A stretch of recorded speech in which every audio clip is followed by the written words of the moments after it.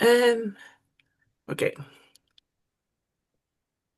So thanks very much. Hello everybody, and for joining us today for our Greener Travel Lunchtime Learning session. We'll be recording these sessions and uploading them to our YouTube channel and website. So if you would prefer not to be recorded, then please take this chance to turn off your cameras and please use the group chat to ask any questions.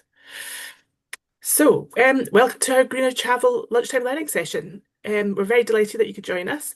These sessions are part of our ongoing climate leadership programme and are designed to share practical skills, leadership skills, and place-based learning and inspiration. Today, we'll be joined by Geoff Hardman-Carter from St Fillin's Community Paths Group and Rowena Colpitts from TP&E from Cycling Scotland. They're joining us to speak about their experiences in developing and delivering the Lochearnhead cycle path, the challenges they've faced, and the successes they have achieved. My name's Kelly Clapperton, and today I'll be joined by Isabella Pritchard-Jones, who's also from Fell, Scotland, who is going to be our IT guru. And we're really pleased to be co-hosting today's session. If you would like to pop your name in the chat, who you're representing and why you're joining us today, then please do so. It'd be lovely to know who you are, but there's no obligation, so don't feel like you have to. Again, as I mentioned before, if you have any questions, then please pop them in the chat and we can come to them at the end of this session. So these lunchtime learning sessions are part of our broader work as Forth Valley's Climate Action Hub. Through this series, we aim to raise awareness of achievable climate actions in our region and shine a light on some of the incredible work already happening in our communities. So, without further ado, I'm going to pass you over to Geoff and Rowena, who can talk to us about the Lochearnhead cycle path. Thank you to you both. Thank you, Kelly. Thanks. Hello, hi, as Kelly has said, I'm Rowena Colpitts from Transport Planning and Engineering Limited. And also joining us is Geoff Hardman-Carter. And together we're going to talk about active travel and focus on a specific project at Lochearnhead through to St Fillin. So I'll start first with my section, and then Geoff will come on board a little bit later, and we'll just sort of illustrate through Geoff a great project that he's been involved with. So I'll share my screen, and then we can get going.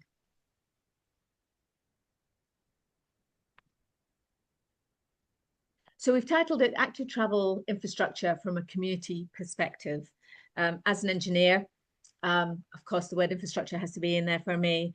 And the community perspective most definitely comes from Geoff and the team that he works with. So what I'd like to do is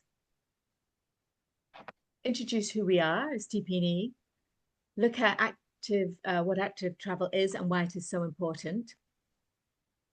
What does it look like on the ground? How climate change is affecting this infrastructure, and then focus particularly on Lochearn Railway Path, leaving some time at the end for questions. So, who are we? We are part of Cycling Scotland. Cycling Scotland is a cycling charity, whereas we are a social enterprise limited company. So we act independently of the charity. We were set up to ensure the best practice in infrastructure, active travel infrastructure design is being used widely as possible throughout Scotland. The profits we make as a company go directly back into Cycling Scotland to help support its range of projects to get more people cycling rather than to benefit any shareholders. So we have been providing engineering solutions to Scottish local authorities, community trusts, development trusts, to Sustrans, Scottish Canals, national parks, and Nature Scot since 2006, of the past 19 years. We're also a consultancy as well as a social enterprise, and we are specialists in our field.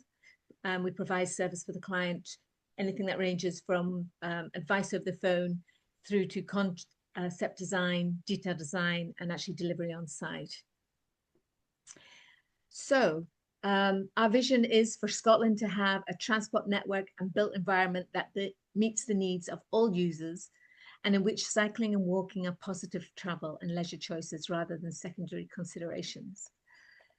We cover the whole of Scotland, and essentially we are able to cover the whole of Scotland, though we do encourage the more far-reaching communities to look for more local resources.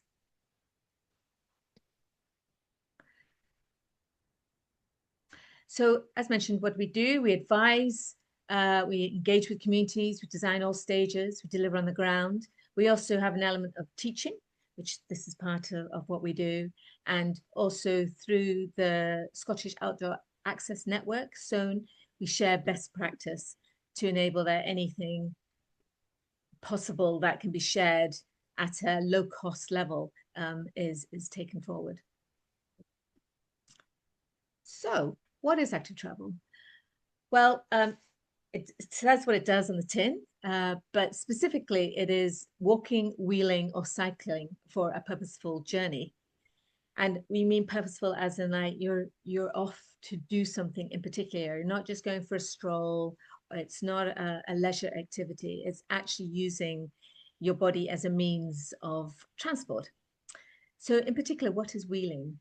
So this, you know, some people think it's to do with skateboards and scooters, but actually it's more to do with the use of wheelchairs, mobility scooters, or other wheeled aids. So it's looking at the less ambulant part of the population.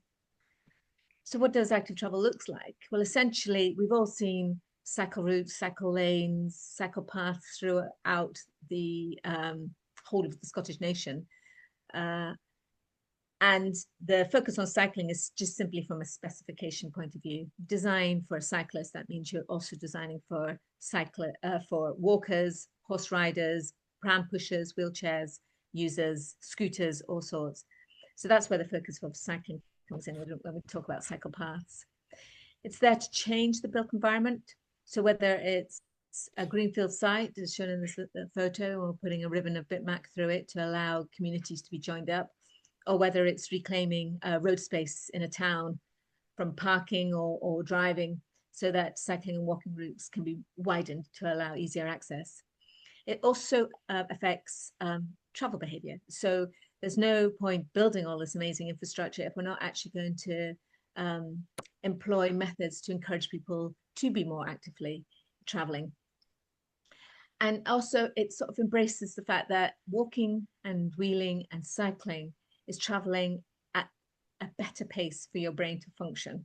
And also, you know, you can always have a good chat, a good stomp out in the fresh air, which assists with our mental health elements as well. So why is it so important? So these are some stats that are taken directly from Sustrans Walking and Cycling Index in 2023.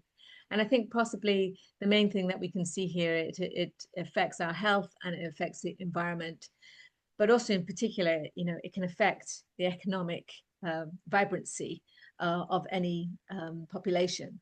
And here, I think from looking at the statistics, that's a 1.1 billion benefit in just a single year. And these were looked at in particular cities as they were being monitored. What they're monitored against, I don't know, but just in a year, a 1.1 billion economic benefit is enough to raise my eyebrows. So focusing on the two elements that those bullet points are pushing us towards, one of them is health and the other one is environment. So why is it so important for our health? In 2023, almost a third of adults were living with obesity, the highest level seen today, and an increase from 24% 10 years ago. And medical journals and best practice and good advice are all pushing for the main reasons being poor diet and nutrition and lack of exercise. So drilling down into this a little bit more, obesity can affect all of us, and it manifests itself in a number of different ways. We've got here cardiovascular disease, type 2 diabetes, hypertension, asthma, just to start with. It also very much affects your mental health. As a nation, Scotland has seen unprecedented increases in obesity over the last 20 years. And as we can see here, it does affect a number of elements within our health. Almost a third of adults were living with obesity in 2023, and this is the highest level we've ever recorded. However, the plus point is that in children, the obesity levels have actually lowered. And this is actually being attributed to the advice that children are receiving at school with regards to being active during the school day and encourage them to cycle through backability at school, and then putting those newly found skills into practice out and about when they're away from school and out with their pals or their parents. So that takes us to why active travel is so important with regards to the environment. It is clear what the health benefits are from walking and wheeling and cycling. So what about the environmental benefits? So obviously, if we're moving around on our own steam, we've got lower carbon dioxide levels, we've got better air quality due to lower vehicle pollution, there's less noise and vibration from the motorized transport, we have increased safety on our roads and streets. As a result, we've got more attractive neighborhoods to live in, and that does not matter if you're in a city, town, or village. And also, it gives us opportunity to travel efficiently, making best use of public space and our time, as it's renowned that you can fit more people on a bike in 10 square meters than you can number of cars. So in time, employing methods so that we travel more actively will have an impact on our changing climate for the better. But meanwhile, how do we cope with changing environmental conditions seen each year? So it feels a little bit like a bad news slide, but essentially we are all feeling the climate change and also seeing the impact it's having on our infrastructure. We've got increased and prolonged rainfall leading to flooding. This is something we're seeing not only in the once or twice a year, but we're seeing it through the summer as well. We're having explosive wind events, which are creating issues for damage to property and to the actual flora itself throughout Scotland. With flooding comes contamination of water courses, and therefore all of that is the issues that come with that, including contaminating our arable land. And plus, all of these disruptive events are having an impact on our travel and our day-to-day lives. In 2024, we saw a new mean global service temperature record, signaling that no doubt we have an escalation in climate upheaval. Also in 2024, the fossil fuel energy consumption hit an all-time high. And also, though we've had an increase in combined solar and wind consumption, we are still essentially increasing our energy consumption, which we need to look at with regards to sustainability. Also, our atmospheric carbon dioxide is at a record level too. And essentially, the indication is that the last time it was this high was over 2 million years ago, which again is a little worrying. So what is the government doing about it? At its heart, the Scottish Government has an ambition that by 2030, Scotland's communities are going to be shaped around people and place, enabling walking and cycling to be the most popular mode of transport for short everyday journeys. We can see from the Energy Saving Trust that they have a headline statement saying adopting active travel in Scotland has real benefits. It saves you money, improves your health, and contributes to a cleaner environment. So these are relatively instant impacts that we can see if we look to travel more actively. The Scottish Government also wants to make it easier and safer for people of all ages and abilities to choose healthier and happier, active and sustainable travel across Scotland. So we have an active travel framework in Scotland that comes from the government, and it's a key policy that approaches to improve the uptake of walking and cycling in Scotland for travel. It's also supported by the government, but it's also supported by the NHS, local authorities, and private partnerships. And the active travel outcomes are leaning to be as tangible as possible. So we're actually looking for an increase in people walking and cycling and wheeling. We're looking for the infrastructure we build to be of a higher quality and available to all and safe for all. we're also looking for it to be delivered not just by governmental money, but also by inputs from private investment, but also you'll be surprised at the number of pieces of infrastructure that are instigated by the voluntary sector. So, we always say, if you mean it, put your money where your mouth is. And this slide is looking at where is the money coming from the government with regards to implementing Act to Travel. We've seen some big changes in the past couple of years. Transport Scotland has now redirected its funding, and it's looking at two specific areas. It always has done this, but it's looking at it in a more pointed fashion: the built environment and behaviour change. So it has a number of funds for the built environment, and it has a singular fund for behaviour change. These funds are directed through local authorities and RTPs. And whereas before, community groups used to be able to go through Path for All, which is now Walking Scotland, Sustrans, which is now Walk, Wheel, Cycle Trust, we used to be able to go through them to get a foot in the ladder to look at how we can start design and then take forward into delivery. This element is changing now, and there's I would say, watch the space to see how this is now being taken forward with regards to local authorities and RTPs. But what it doesn't take away from the fact that Act to Travel infrastructure still needs to be designed and delivered, regardless of how the funding is distributed. The People and Places programme is a particularly interesting one because it recognises that you can't just rely on infrastructure alone to increase the numbers of people walking and wheeling and cycling. People need to be supported to choose and use the infrastructure that has been developed. And so this is why the government is looking to dedicate a particular focused programme of works on this. So it's not all doom and gloom. We've looked at falling trees and flooded rail and roads and contaminated land. But essentially it all starts with each one of us. So on a local level, when considering the environmental impact of the delivery of walking and cycling routes, much can be done. From a design point of view, whenever as TP&E we're looking at something, we're looking to decrease our footprint as much as possible when it comes to designing solutions and delivering them. So we also look to specify reuse of materials, recycle materials on site where possible, materials that give longevity, so therefore the whole life costs are lowered. It might be expensive initially, but then it means that you may have a maintainable product that will last many, many more years. We use as much as existing infrastructure as possible, all roads, railway lines, bridges. And we also follow the desire lines. People will tell you by their feet where they want to go.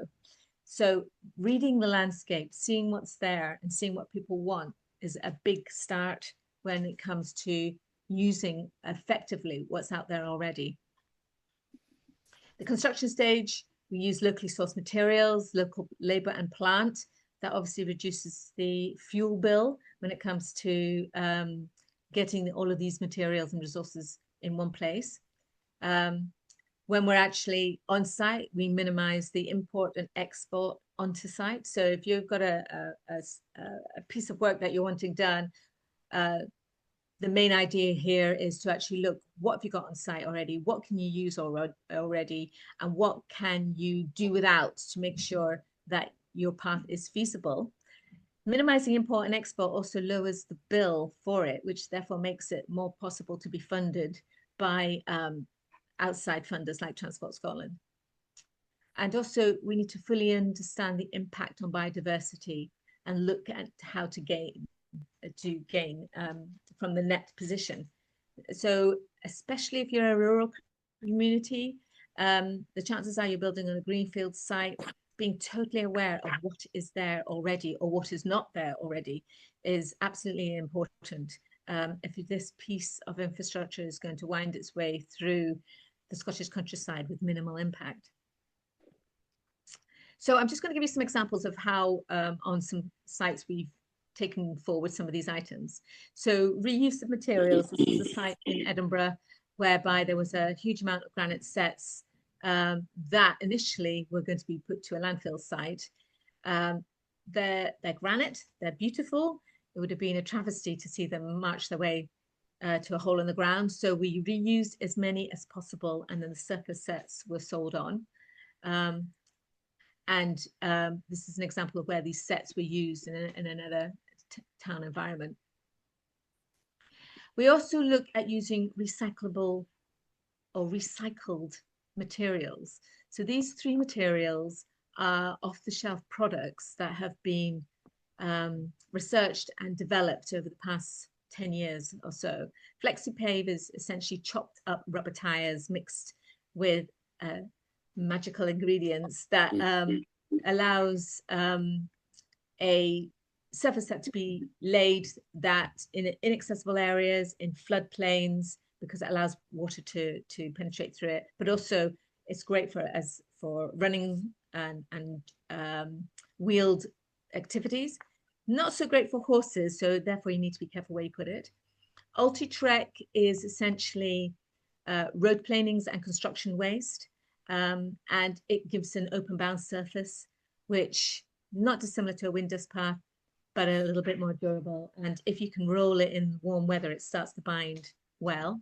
And Smart Surface is actually a soil stabilization product, which means what you have on the ground, you add something to it to change the nature of it so that it therefore can receive better loadings. So what we see here looks very much like a road, and essentially it is a road. It is a cycling and walking route, but it has to also carry Scottish water vehicles as well. So it had to have a more robust approach to it. But all of these three products use either recycled materials or existing materials on site to change their nature.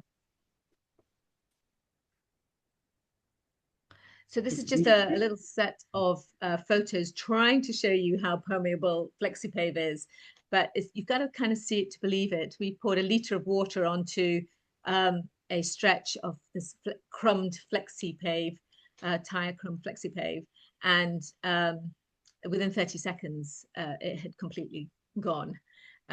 So in a well visited section of route where you're going to have a lot of foot passage, especially in the winter, this is an excellent material. Plus, as you probably know, if you're ever going to have anything dumped in a remote place, it's a whole load of tires. So knowing that there's a sensible destination for these pieces of waste, so they can actively assist in reducing our overall energy footprint, I find that quite encouraging. Also, with regards to when we design and deliver, we need to look at the legacy of the project and the resilience of it. So we try and put in green and blue infrastructure where possible. Now, this is normally more in an urban environment than a rural one, but essentially we are looking to put in a built environment a set of measures that will assist with normal water flow or rainfall levels and flood situations too. By planting in trees and foliage, it'll assist with the air quality. It can deal with pollution. You can introduce non-native species that might actually allow the biodiversity to be enhanced and create ecosystems right within towns of flora and fauna that you probably wouldn't normally have there. But also, we know that the health and well-being improvements of having greenery within a town has long-lasting impacts. So I just thought I haven't managed to take away the top of that, but this is just an example of a susceptible piece of infrastructure that this is Lochearnhead, and this is the River Tummel, and it's beside a weir that rises up and falls down depending on SSE's energy requirements. And sometimes the path gets flooded. So working with SEPA and the community, we put in a route whereby it pulled the path up and out and away from the flash points with regards to the river, but also we added resilience to it by having rock armor and coil matting to try and encourage growth of the banking so that erosion was minimal. The next one, just looking at briefly, is also another, this is a marine environment whereby this river is tidal. And we just had a section of route that the locals in Anstruther felt that if we could make this into a ramp, it could be more accessible. So therefore, allowing a beautiful stretch of the drill burn to be accessible to people with wheelchairs and pushchairs, so they can just sit quietly and enjoy the environment. I mean, the last time I was there, which was August, I was just sitting, and a kingfisher flew past, which was just utterly beautiful to see. So an element that definitely is having an impact in mental well-being, but also it's a safe route to school. So there's children now not getting a lift to school. They're actually walking along here and up through, because it avoids a very busy piece of road within Anstruther. So that's definitely having an impact, not only on active travel, but on the immediate environment to these children. A piece of work in Dumfriesshire, a route that was heading between two villages. As you can see, on the left, there's no infrastructure at all. So any child or anyone who doesn't drive would be deemed to be unsafe to traverse across this. So they'd have to be taken in a car. So we've put in a footway in effect, which is a cycling and walking width footway, to allow a continuous route through between the two villages. Also, any level changes, looking at different ways to deal with that. So this particular piece of work is a ramp coming up from field level up to a bridge level. And these are essentially bags filled with recyclable materials and then sprayed with a hydro seed, so that within a matter of months, there would be a change to the way it looked. This particular piece of work, I actually have to take people to it to set them see that we've actually built this. It's now been absorbed into the countryside so easily because it was a good fit. And this next slide shows the three phases: the bagged retaining wall, the retaining wall sprayed in 2 weeks after it's sprayed, and then 2 months after it's sprayed. So within a matter of 2 months, we've gone from this very sort of utilitarian looking wall to something that just basically disappeared into the countryside. So those were just some examples of understanding how gone from the macro issue of climate change and the impact that is having on us to the micro level of, well, what actually can we do? We can do a number of small things. So now I'd like to talk about the particular project, the Lochearnhead Railway Path project, which runs from within the Strathern area, and then bring on Geoff Hardman-Carter to then talk about his experience as part of St. Fillin's Community Trust, who are the organisation who have spearheaded the 16-kilometre route. So the route, as I mentioned, is 16 kilometres long. It sits in the Strathern Valley, which essentially runs from Perth and Comrie, and then approaches Lochearn. So the route in a whole has been masterminded by St. Fillin's Community Trust, a handful of very devoted people. And in particular, over the past 12 years, the 16-kilometre route has sort of been divided and conquered. So this next slide is a busy slide, but it's essentially the slide that we use to inform our stakeholders of the progress of each phase of the route. So anything that's a solid line has been delivered, and anything that's dashed is still being considered. So essentially 50% of this route over the past 12 years has been delivered. And it's not been delivered in a geographically consequential manner. We've just essentially delivered it as and when the opportunities have occurred. The first section that was first delivered, which we'll talk about later, is up right in the middle of the route, and it's a bridge. It's a railway bridge that was taken away, and the focus was then to re-establish it because there was no way across the section without re-establishing the bridge. So what I want to do now then is bring Geoff in to then start talking about elements of the project. And these are 6 bullet points, are essentially things we'd like to talk about over the next few slides. So over to you, Geoff. Okay, thanks, Rowena. I'm getting an echo, is that? It seems to have stopped. Okay, so I'll just work through these bullet points and just explain how we sort of started and how we approached the project.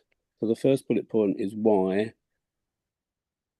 What we really wanted to find out was there a valid and compelling reason to create this path?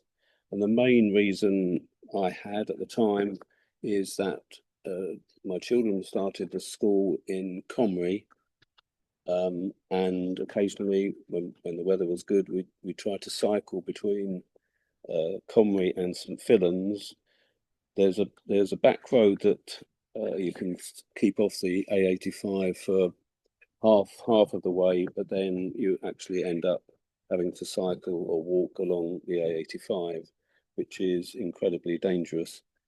Now, it just so happened that there used to be a railway link between Comrie, I think it probably started in Perth, but right the way through to Comrie and then through to St Fillan's and through to Lochearnhead. And it just seemed to make sense to try and utilize this feature and create a safe off-road route between the communities. So that was the why. We then looked at the feasibility. I think there's been several feasibility studies, but we organised a feasibility study just to see if it was actually possible to do. And as I say, using the dismantled railway track bed, most of it could be off the road. The infrastructure was as Rowena said, the infrastructure was already there, and it was just really utilising what we already had. Our next step was to make sure obviously this was discussed at our community council meetings, but we wanted to make sure that it had support from our community and all the other communities. So the idea was to link Comrie with St Fillan's with Lochearnhead. So we at that time we're just within the Loch Lomond and Trossachs National Park, and as it happened, they started organising community action plans, which are now community place plans. So this was back in 2008, and there were consultations about what communities wanted the benefits of that and the other, and one of them was to create this safe off-road link between the communities. So it became part of our 2008 community action plan, and then subsequent community place plans have sort of continued that. So this particular project started probably back in 2008. As I say, it's linking the idea. It's linking communities, and all three communities were definitely on board. Our next step was then to engage with all the sort of relevant organisations. As I say, luckily we're just within the national park, so our first port of call was to communicate and engage with the National Park Authority. And I must say, without their initial support, I don't think we'd have even got started. We had meetings up at Lochearnhead with the park ranger and the national park access officers, and then they helped us raise money by contacting mainly Sustrans, but other sort of funding, and that's when we raised enough money to employ TP&E and also to overcome that first phase, which Rowena mentioned, was the Glen Parkin Bridge. Okay, so the people that we've had now support from are the National Park, Sustrans, Nature Scott, Paths for All, obviously TP&E, and then the councils, And then we've had funding from the Ganachie Trust and what used to be Forth Valley leader and rural Person Kinross leader. They were the main funders for the Glentarkin Bridge, I must say. The other people that obviously we need to make contact with were the landowners. And I must say the majority of the landowners are very supportive and incredibly helpful. As well as trying to just do our tiny section, which is from, as I say, from Conwy to Lochearnhead, we were also looking at a bigger picture and to see how we could link with other communities further away. And the ultimate aim is even to be part of a coast-to-coast pilgrim's route from Iona through to St Andrews, and we're sort of part of a whole team looking at that whole route. Each community is dealing with their own tiny sections, but it's worth looking at the wider picture. I think that's pretty much all I've really got to say. If there are any questions, or unless Rowena wants to chip in. Okay, well, no, thanks for that, Geoff. That's good, because essentially what will come across as here is the wealth of effort and support. And that was just the first element to get the bridge phase 1 in at Glentarkin. So I think maybe at this point, the next slide is about that particular bridge. And we've got a video, a short video, it's about 7 minutes long, that we'd like to show you, which encapsulates what Geoff has said, but also gives you some video footage of what can be achieved by collaboration of community groups, funders, and contractors who know what they're doing. So I'm going to attempt with technology to try and do this. Bear with me. So I'm hoping you can see this. Thumbs up, can you hear? You can see, but not hear at the moment. You can't hear.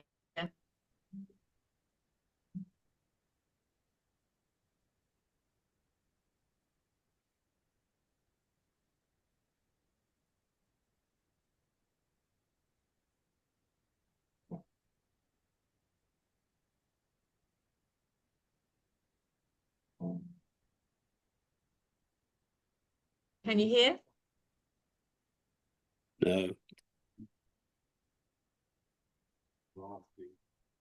Important to reach each of the communities, and we spent a day, I think, sat around and sort of brainstormed, what was important for us and what we were concerned about, etc. But it seemed that the issues railway was a good asset, an ideal asset to develop into almost a strategic footpath right the way through Fillin through to Lochearnhead, and the other way to go Holmesley, but just link the communities from Lochearnhead to Fillin through to Conwy. I think the community have been very dedicated. The project's been running now for probably since its inception, something like 4 years plus, from it having been raised as an idea. Well, my colleague John Ford was very much involved in this from the start, and he worked with communities as part of this project to develop path structures of path work that individual communities felt they would want to develop through. And the part we played is once the idea has been put together by the communities at the point where they want to start the programme on, we will assist them finding funding, the organisation, and the delivery of the project itself. And this is one classic example of what has been doing. And we would have to say that it's very much a partnership with the community groups themselves. We have been a lot of voluntary work and support in delivering it through all sorts of weather. In terms of another hard time, but the results are fantastic, and we're especially grateful as the communities for the funding we've got, major groups like Substance, Leader, and Tesla Leader, Path for All organization, which John worked with in developing Path throughout the park. And of course, the park results we've invested both time and effort and resource into completing what's will be a very successful project. Design and build tender. The original specification was timber bridge. At the site was a tender. I think everyone realised it wasn't really feasible because the 33 metres far and timber with stress involved and really feasible. So I think most people on the data site visit taking a Bailey Bridge. Bailey Bridge are tried and tested, people out their money. So that's what they went for.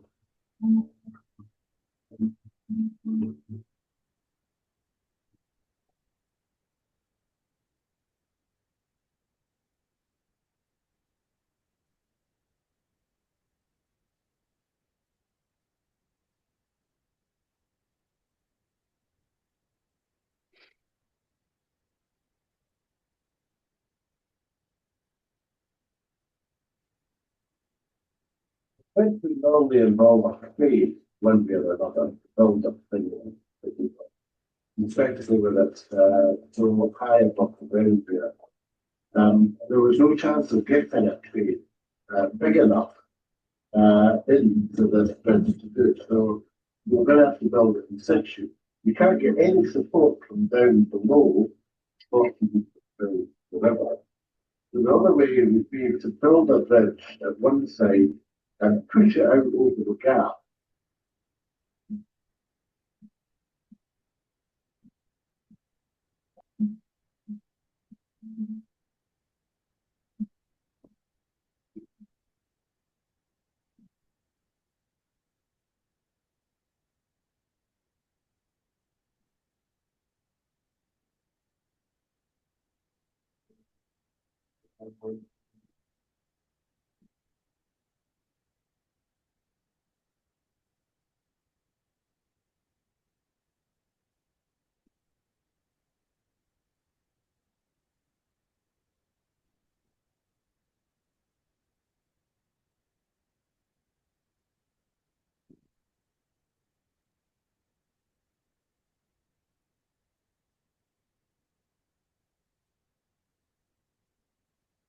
The replacement for a railway bridge.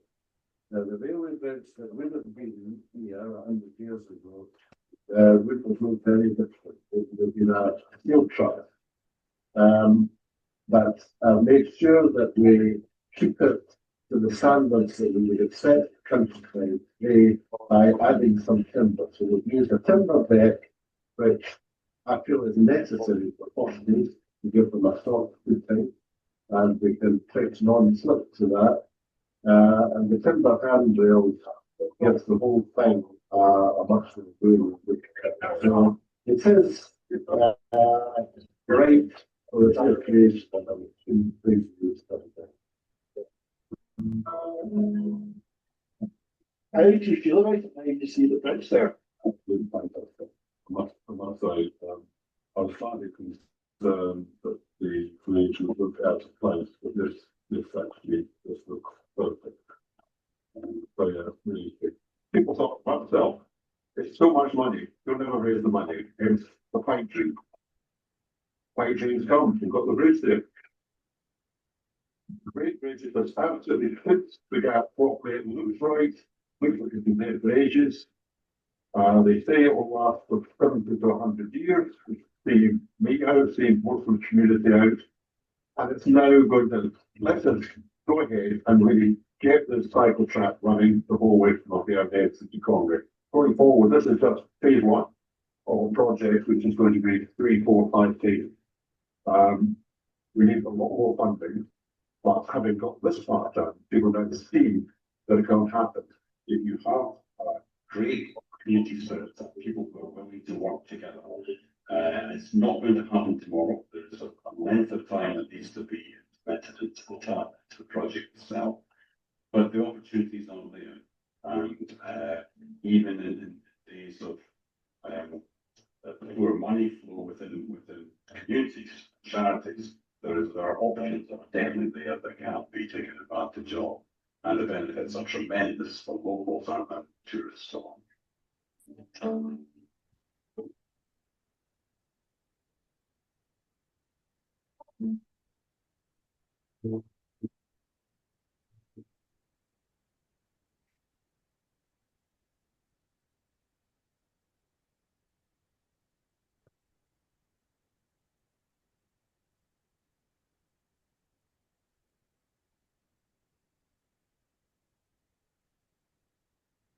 Okay, I hope you heard that. All right. Apologies, the sound is not as we expected. So it's a fantastic piece of footage, which is why I wanted to share it with you. It's over 12 years old, and thank you, Geoff, because we can see in it all the work you and your partners did. So now what we'd like to do is just take the next few slides and let you see the subsequent work that has been done before and afters of what's grown from the seed of Glentarkin Bridge. So here we have, I can just get to see it. We have phase 3 showing, in phase 3, there's a tunnel, and because it was closed off, there was no passage towards it. So the left-hand photo shows the railway cutting with very little passage through it because it was wet. There was a tunnel that you couldn't get through at the other end, so nobody really went there. And then on the right-hand side, descaling the size of the cutting, opening it up with gas vegetation. The drainage system was already there, so it was titivating that and making sure it worked again, and then laying an asphalt path 2.5, 3 meters wide. So that was achieved in 2017. And here is a community photo of a celebration of the path being opened. Again, just an indication of the number of people involved from a community level. And then phase 4, over towards the west end of the route. This is one of the examples where the route had to come away from the railway line. So on the left-hand side of the photo, the left-hand photo, just the other side of the fence, that would have been the railway line. But due to landowners building on it, the route had to come up to the north of it and down. So ramps and railings assisted this and created a continuous route, to the point that people only realized through the gradient that they had left the railway line. The actual quality of the path had stayed the same. And then moving on to 2022. So this section here on the left-hand side is with Glentarkin Bridge directly behind you. And on the right-hand side is the path being built up and continuing through. And then continuing westwards.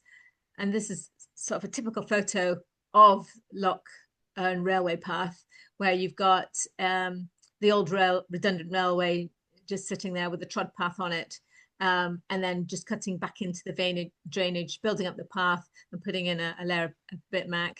Also in this particular situation, there's opportunities made for space that a landowner could use, whether he opens it up for wild camping or whatever, but it's making use of the space that's available. Okay, so that brings us to the end of our presentation. So I'd like to thank you for your time and open it up for any questions.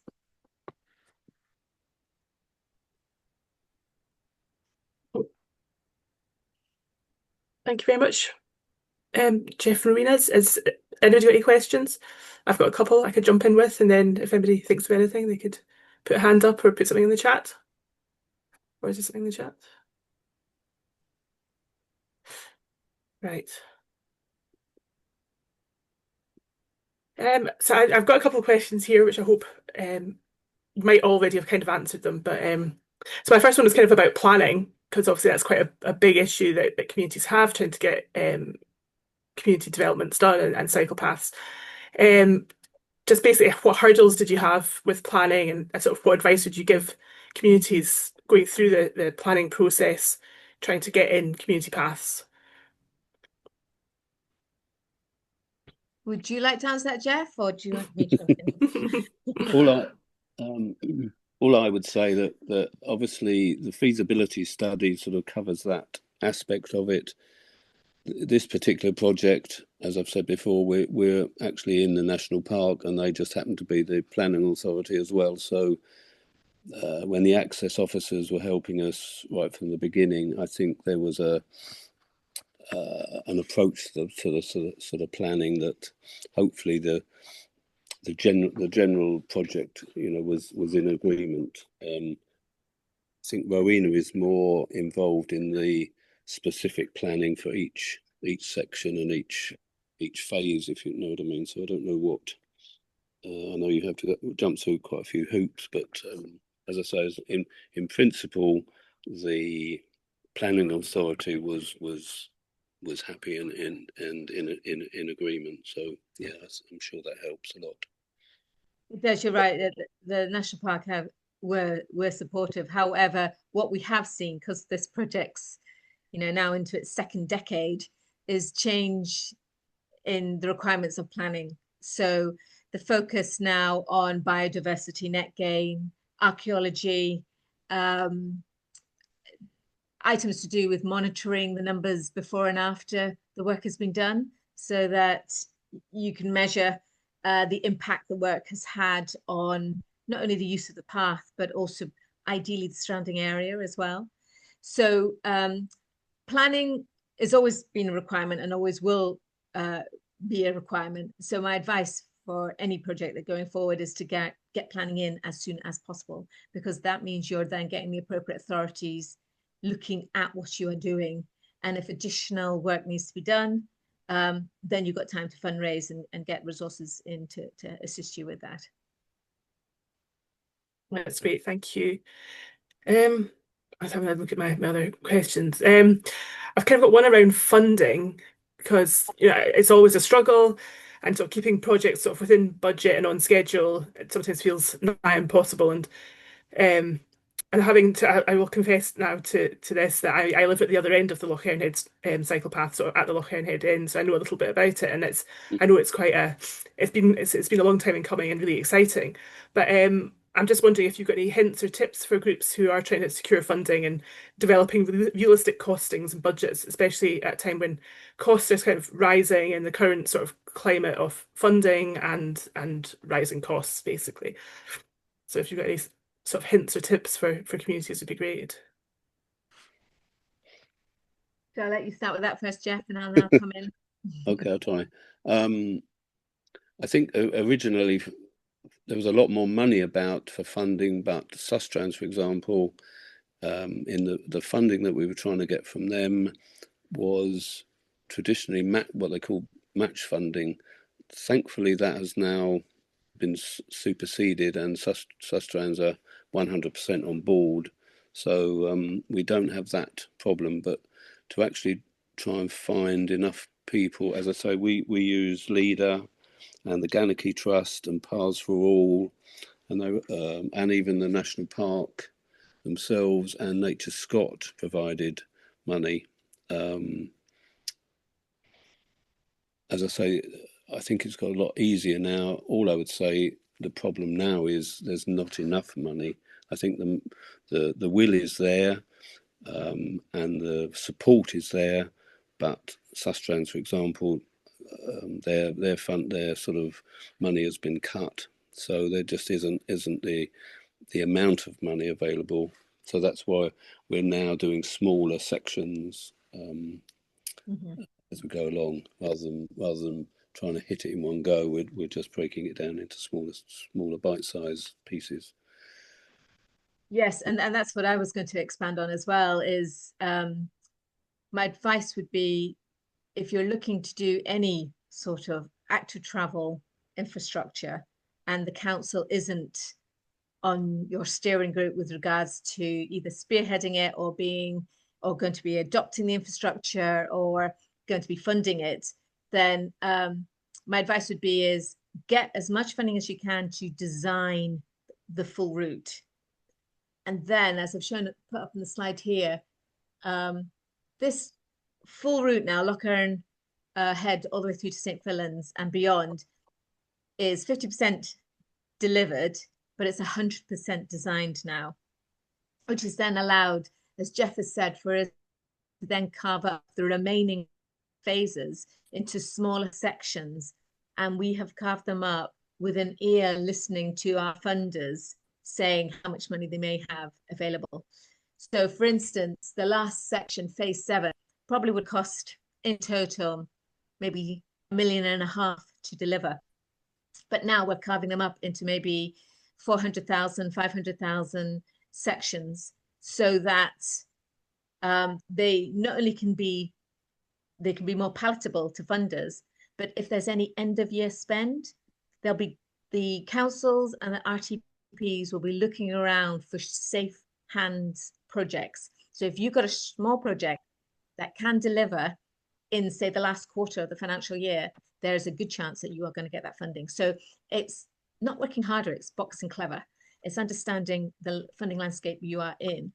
As we've seen in my presentation, Transport Scotland is fully behind active travel.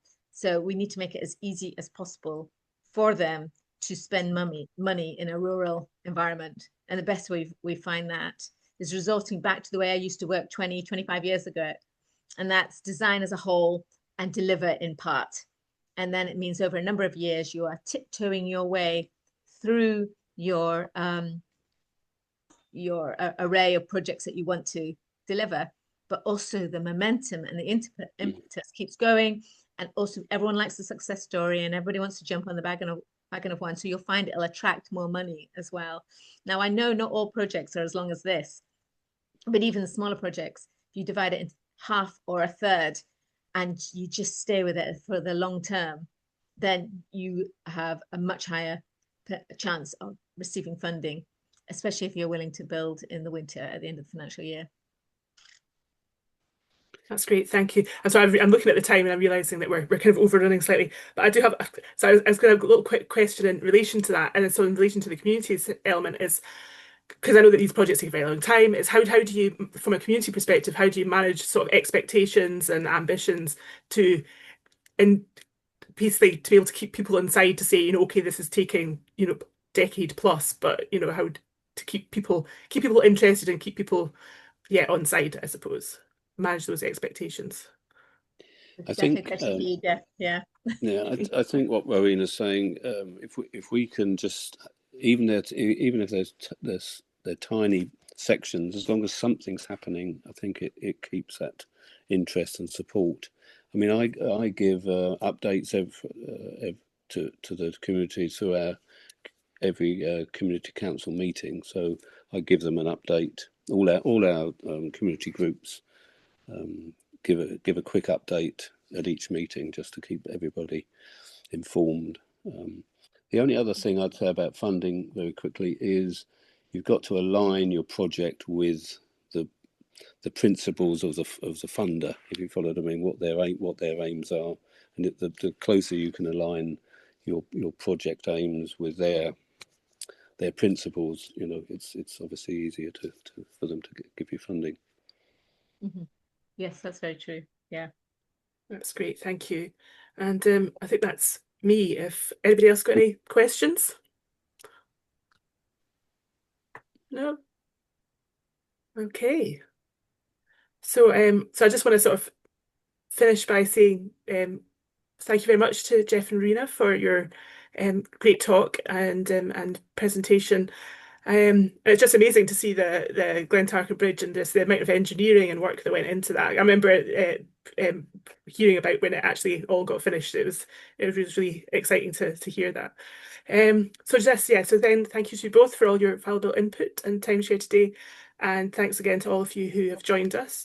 I hope you found the session interesting and gained some useful takeaways from the discussion. If you do have any feedback, please email us. What I'll do is I'll pop our email in the chat, and you can email us any feedback that you have. If you are in the Forth Valley Climate Action Hub area, that you are free to sign up for free membership for Fell Scotland, and also keep an eye on our Eventbrite socials for the full programme of speakers for the Lunchtime Learning, but also our Eventbrite for anything else that we have coming up. I think we've got some learning around mushroom growing, and there's some other bits and bobs going on across the Forth Valley area that people might be interested in. So what I'll also do is put our Eventbrite link in the chat as well. Our next two lunchtime learning sessions will be on biochar on November the 19th, and the last one in November will be on the 26th, which is about managing water and flood risk, which I think at this point in time is fairly high up people's agenda, especially having driven through to Callander the other day and worrying whether to actually get back home again because whether it was going to get flooded. So it could be quite a big thing. And just basically for any community groups out there, if you are looking for any advice or support around active travel, then please get in touch. And those of us on the climate team at the Climate Action Hub can try and do our best to help you. And thanks again for joining us, and hopefully we'll see you all again soon.